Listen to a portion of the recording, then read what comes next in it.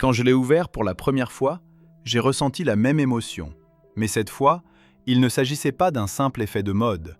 C'était une élégance discrète et raffinée, une impression qui confirme instantanément que cette génération a tenu toutes ses promesses. Le cadre est plus fin, les lignes plus délicates et la texture plus soignée. Honnêtement, c'est le plus beau téléphone que j'ai vu cette année, même sans parler de son écran pliable. Et il est encore plus beau que le S25 Ultra. L'écran pliable a enfin fait ses preuves. Il pèse 24 grammes de moins et est 3,2 mm plus fin que la génération précédente. Le plus important, c'est qu'il est 3 grammes plus léger que le S25 Ultra. Samsung ne s'attendait probablement pas à ce que le Fold soit plus léger que le Slap. La finesse du téléphone, une fois déplié, est encore plus remarquable. Enfin, l'écran pliable n'est pas trop épais. Mais malgré cette finesse, il y a un petit problème. Il est difficile à ouvrir. Je l'ai fait tomber 2 fois ce matin, alors que j'avais les mains sèches. Si le cadre était doté d'une petite encoche antidérapante, cette génération serait sans aucun doute exceptionnelle. Chaque année, la même question revient. L'écran de couverture est-il devenu banal? Cette fois-ci, je peux enfin répondre « oui ».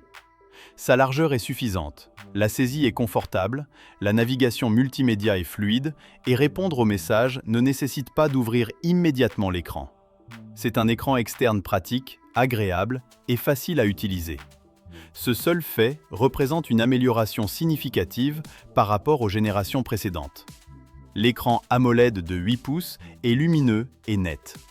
Je l'utilise actuellement pour regarder des séries et l'expérience est vraiment celle d'une mini-tablette. Malgré les bordures noires et l'impossibilité pour l'écran pliable d'offrir le même affichage plein écran qu'un iPad, un point faible majeur, il surpasse largement les smartphones traditionnels. Regarder des vidéos sur la partie supérieure et consulter les commentaires sur la partie inférieure est le principal atout de l'écran pliable. Même en mode flex, la zone d'affichage ne se réduit pas de manière significative. Les écrans pliables sont de véritables appareils multifonctionnels, tandis que les smartphones traditionnels restent des smartphones traditionnels. Je n'emporte plus mon iPad avec moi, car les capacités multitâches du Fold 7 sont vraiment abouties. Samsung a également ajouté une fonction d'écran partagé plus intelligente. Une application principale s'affiche sur le grand écran, tandis qu'une autre est masquée sur le côté, permettant de passer d'un appareil à l'autre en toute fluidité. La barre des tâches inférieures reste le seul véritable atout des écrans pliables.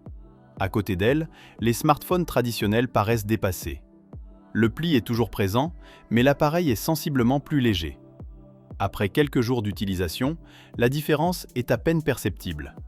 La rapidité du Snapdragon 8 Elite 4 est indéniable, et la capacité de Samsung à maintenir une température aussi basse malgré sa finesse est vraiment impressionnante. Il reste chaud pendant 98% de la journée, gérant sans problème les jeux, le montage vidéo et l'utilisation en écran partagé. La batterie de 4400 mAh pour un écran pliable de 8 pouces est plutôt performante. J'ai facilement tenu une journée entière avec une utilisation intensive en écran partagé, le visionnage de vidéos et la réponse aux messages. Mais la différence d'autonomie par rapport au S25 Ultra se fait sentir. L'engagement de Samsung à proposer une charge rapide de 25 watts est insuffisant. Les marques locales proposent désormais 100 watts et Samsung reste très prudent. L'appareil photo principal de 200 mégapixels est identique à celui du S25 Ultra, offrant des performances stables de jour comme de nuit, des couleurs naturelles et un excellent niveau de détail. Enfin, les photos de cette génération sont acceptables. Le seul regret est l'absence du zoom 3 fois traditionnel. Le zoom 5 fois du S25 Ultra est nettement plus puissant, et cette génération de téléphones pliables n'en est pas équipée. Cependant, globalement, la qualité d'image figure parmi les meilleures de sa catégorie. L'inesthétique caméra sous l'écran interne a enfin été remplacée par une caméra poinçonnée. Bien que le poinçon soit encore assez grand, au moins les images ne sont plus floues.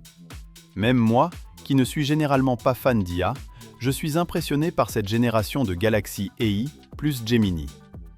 La suppression de l'arrière-plan et des objets, les résumés en un clic et les commandes intelligentes sont autant d'atouts indispensables. Et surtout, la comparaison côte à côte sur grand écran.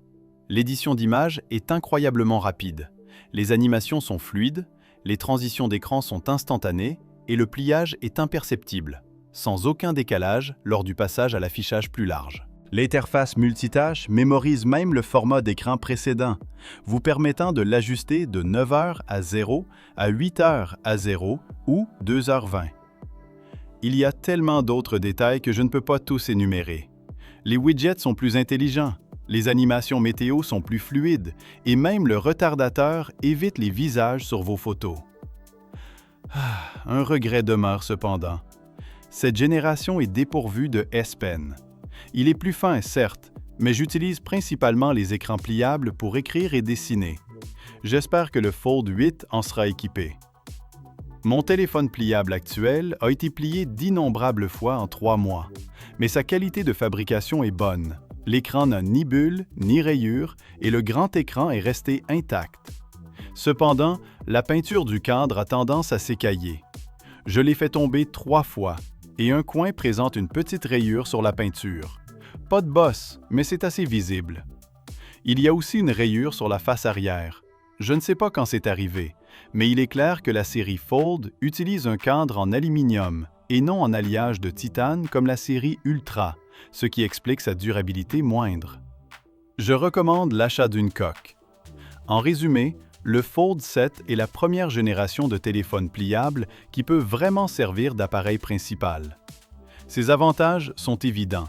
Il est fin, léger et ne chauffe pas. Sans aucun temps de latence, l'expérience grand écran est aboutie. Et il permet d'écrire, de regarder des vidéos et de travailler. Ces inconvénients méritent également d'être mentionnés. L'absence de S Pen réduit légèrement l'autonomie. Le téléobjectif est peu performant et la peinture qui s'écaille sur le cadre est agaçante. Mais l'essentiel, c'est que ces inconvénients ne sont plus des freins majeurs. C'est la première fois que je n'ai pas envie de revenir à un téléphone pliable classique. Si vous attendez une génération plus aboutie de téléphones pliables, le Z Fold 7 est fait pour vous. Et voilà, c'est tout pour aujourd'hui. Pour ne rien manquer de l'actualité technologique, abonnez-vous à notre chaîne Android Plus et activez les notifications. À bientôt pour une nouvelle vidéo.